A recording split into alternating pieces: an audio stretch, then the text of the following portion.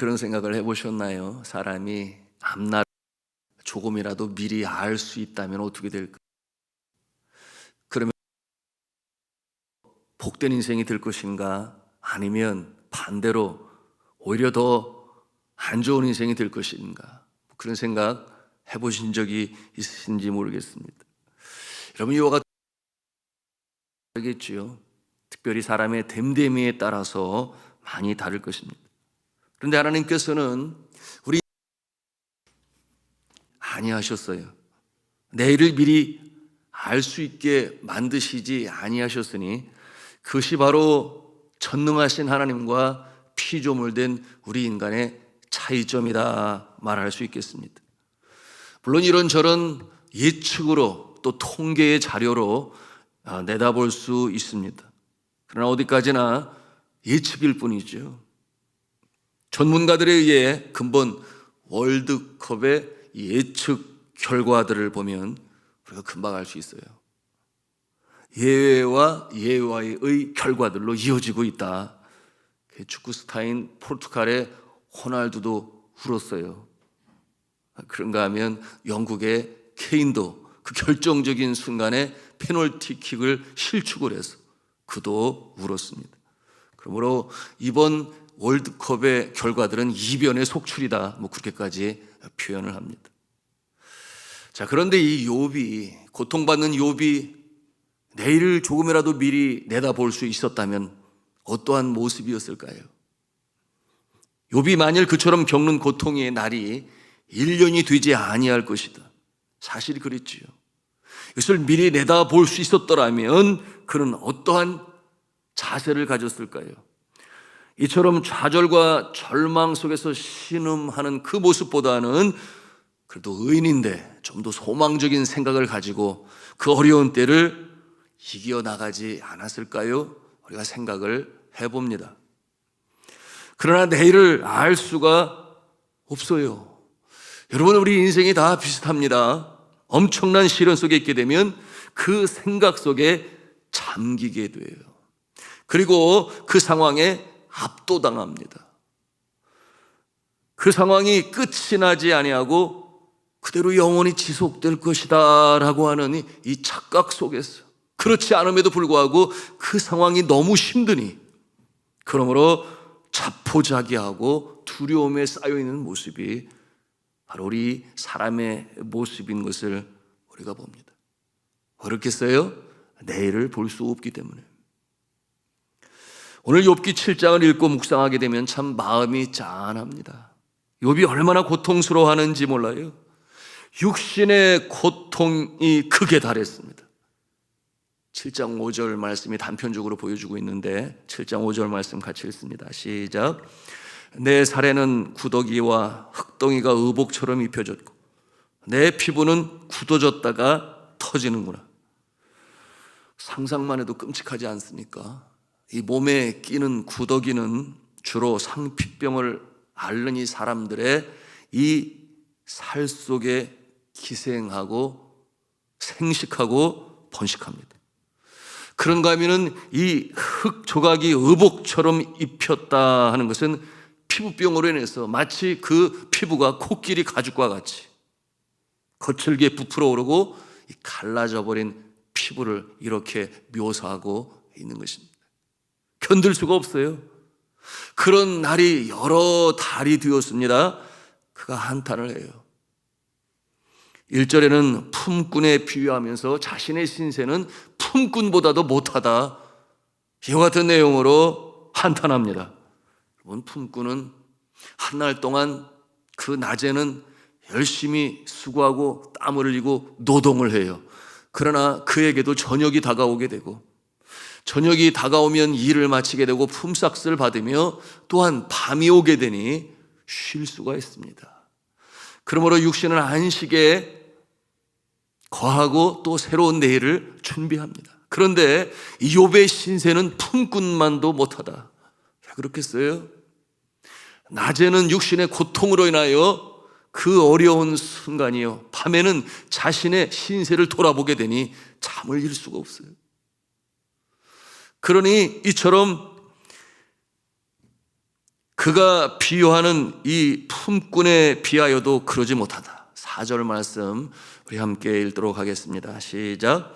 내가 누울 때면 말하기를 언제나 일어날까, 언제나 밤이 갈까 하며 새벽까지 이리 뒤척 저리 뒤척 하는구나.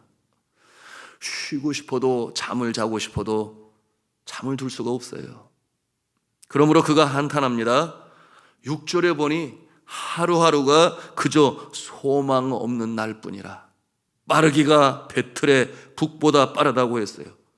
여러분, 배틀의 북이 뭔 줄 아십니까? 여러분이 배틀에서 배를 짤 때에 이 북이라고 하는 것은 이 가로와 세로로 빠르게 움직이는 실을 공급하는 마치 배처럼 생긴 그런 모습인데요. 그것보다 더 빠르다. 자신의 흘러가는 인생의 모습이. 그런가 하면 이 내용이 다시금 반복되어 뜻을 밝혀주고 있으니 그 다음 절에 바람이란 단어와 일맥상통해요. 7절 말씀을 같이 읽도록 하겠습니다. 시작. 내 생명이 한낮 바람 같음을 생각하옵소서. 나의 눈이 다시는 행복을 보지 못하리이다. 그런가 하면 9절에 또 보니 한순간 나타났다 사라지고 마는 구름에 비유하여 표현하고 있습니다. 공통적인 의미가 있어요. 그것은 매일매일 한날 한날이 의미가 없구나. 배틀의 북과 같고 한낮 불어오고 가는 바람과 같고 나타났다 어느새 사라지는 뜬구름과 같구나. 그런 뜻이.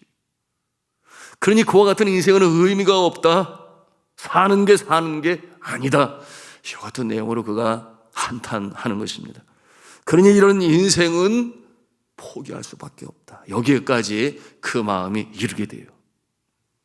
여러분, 이와 같은 고백은 극한 상황 가운데서 터져나오는 한탄이요 넋두리와 같은 것입니다.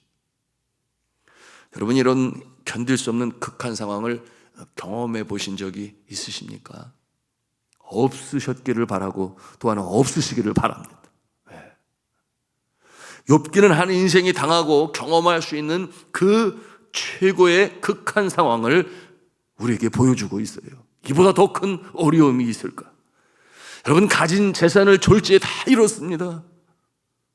하루아침에 거지가 되었어요. 그런가 하면은 그의 자녀들도 다 잃었습니다. 뿐만 아니었죠. 이제 남은 것은 무엇입니까? 육신적인 고통, 헤어나오지 못하는 이런 끔찍한 육신의 고통 속에 살아가고 있으니 이보다 더 심한 고통이 있을 수 있을까요? 그것을 우리에게 보여주고 있는 것입니다. 이어지는 11절부터 마지막 절 21절까지는 그 내용이 한마디로 표현하면 하나님 제발 나를 내버려 두십시오 하는 그와 같은 하소연이에요. 그냥 차라리 내버려 두세요. 우리 12절 말씀을 또 같이 읽겠습니다. 시작. 내가 바다니까 바다 괴물이니까 주께서 어찌하여 나를 지키시나이까. 내가 바다니까 내가 바다 괴물이니까 주께서 어찌하여 나를 지키시나이까. 이와 같은 표현은 고대 중동 신화에 등장하고 있는 이 모습들을 연상케 하는데요. 혼돈의 세력으로 바다가 등장하고 그러한가 하면은 바다에 용이 등장을 해요.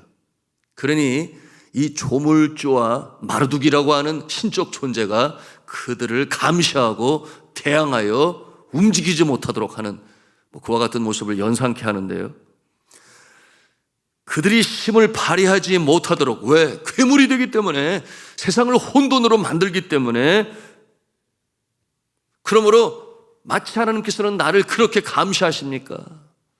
내가 그와 같은 괴물과 같은 존재입니까?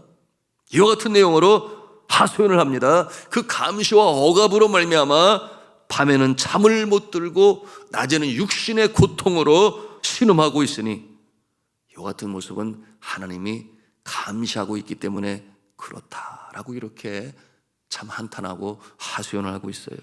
그러므로 하나님 제발 나를 내버려 두세요. 하나님 제가 그냥 죽게 내버려 두세요. 이와 같은 내용으로 하소연하는 것입니다.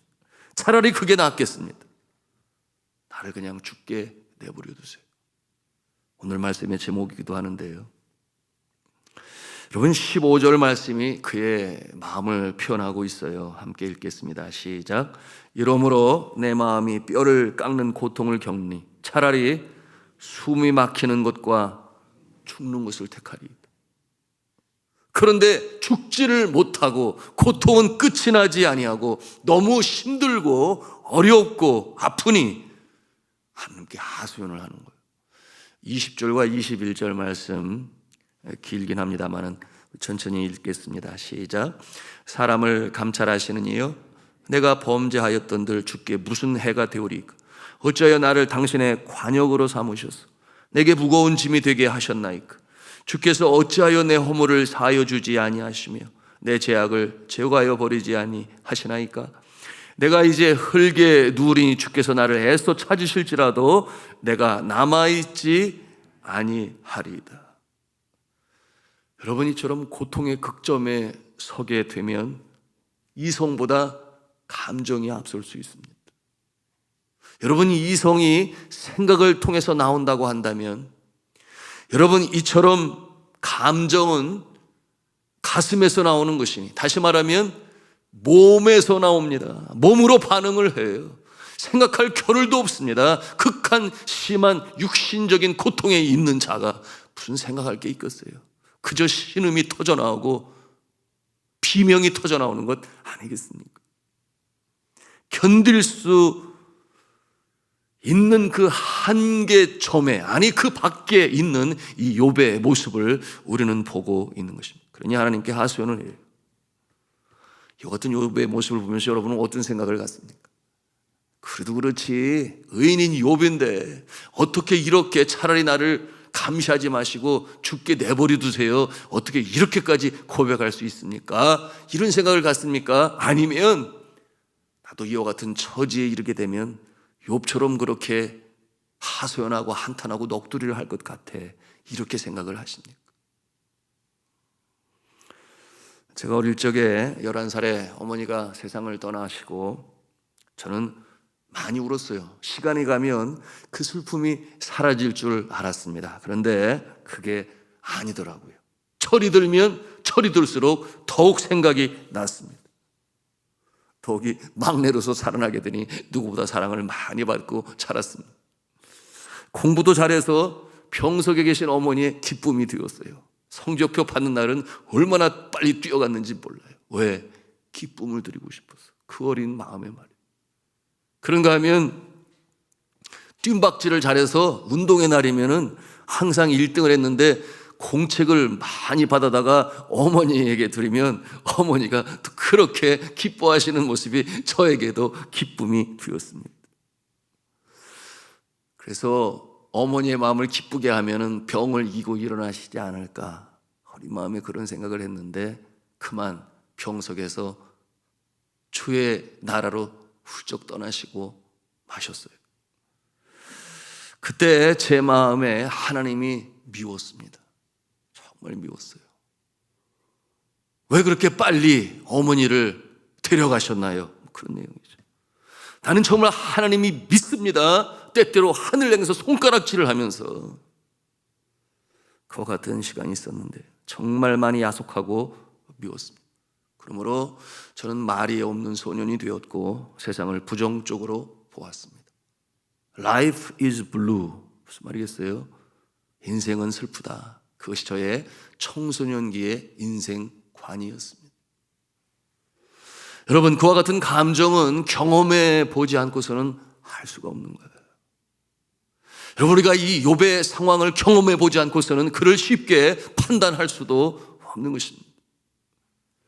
오늘 욥의 고백들이 그 고통과 고난에 처해 보지 않은 사람들은 말할 수가 없는 것입니다. 초두에 나누었어요. 사람이 한 치 앞을 내다볼 수가 없습니다.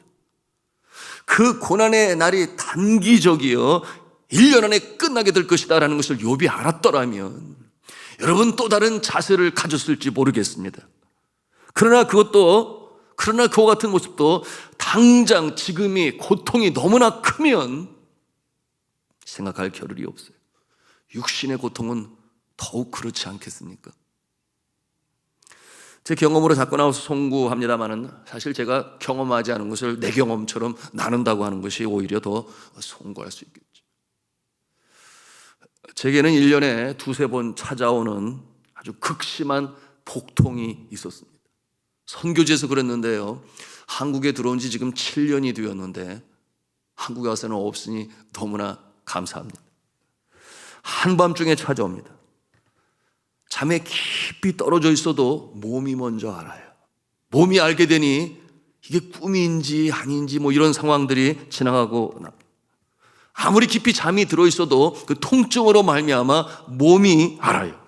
그러니 긴장하고 일어납니다. 그리고 화장실로 가게 되는데요, 주기적으로 찾아오는 이 장의 진통으로 말미암아 온 몸에 땀이 배어나오기 시작하고, 고통으로 인해서 고개를 숙이고 있는데 그야말로 땀이 뚝뚝뚝뚝뚝뚝뚝 계속 떨어질 정도로 온몸에 진액이 땀으로 배어 떨어집니다.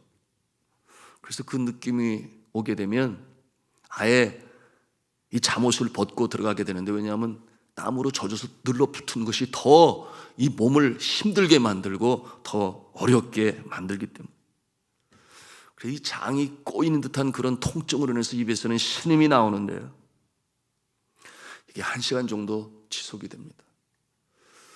처음에 그 고통이 다가올 때는 제일 먼저 제가 하나님 앞에 용서를 간구해요. 지은 죄를 하나둘씩 생각하면서 하나님 용서해 주세요. 하나님이 용서해 주시면 이 통증이 물러갈 것 같아서 그렇게 하는 것이지요. 아마도 본능인지 모르겠어요. 그러니 이거 잘못했습니다, 저거 잘못했습니다, 회개하는 시간이에요. 그런 생각을 하면서 하나님이 나를 이래서 새롭게 하시려고 그러시나, 그런 생각을 갖기도 합니다. 그런데도 통증이 계속 이어집니다. 그러니 그 고통 가운데서 나중에는 어떠한 말이 나오는가? 하나님, 차라리 죽여주세요. 하나님, 차라리 데려가 주세요. 그와 같은 고백이 제 입에서 나왔습니다. 여러분, 아마도 암 환자의 마지막 단계의 고통이 그러한 모습 아닐까요? 그저 상상을 해봅니다. 그나마 모르핀이 있어서 그 정도가 하감이 될 수 있을지 몰라도, 만약에 그 진통제가 없다면 그런 고백하지 않겠어요? 차라리 나를 데려가 주세요. 죽는 것이 더 낫겠습니다. 그렇지 않겠습니까? 그런데 제가 그런 극심한 폭통을 몇 번 경험하고 나서는 제가 경험으로 아는 거죠. 1시간이 지나가면 돼, 1시간만 견디면 돼, 이런 마음을 가지고, 지독한 마음을 가지고 견디려 합니다. 물론 그 시간이 빨리 지나가도록 하나님께 기도하면서 그렇게 견디는 것인데요, 그럴 때 이 사도 바울에게 주셨던 그 음성이 제 마음에도 들려오는 듯해요. 내 은혜가 내게 족하도다. 여러분, 고린도 후서 12장 이하에 나오는 내용 아니겠습니까? 여러 계시를 받은 것이 지극히 크므로 너무 자만하지 않게 하시려고 내 육체에 가시 곧 사탄의 사자를 주셨으니 이는 나를 쳐서 너무 자만하지 않게 하려 하심이라.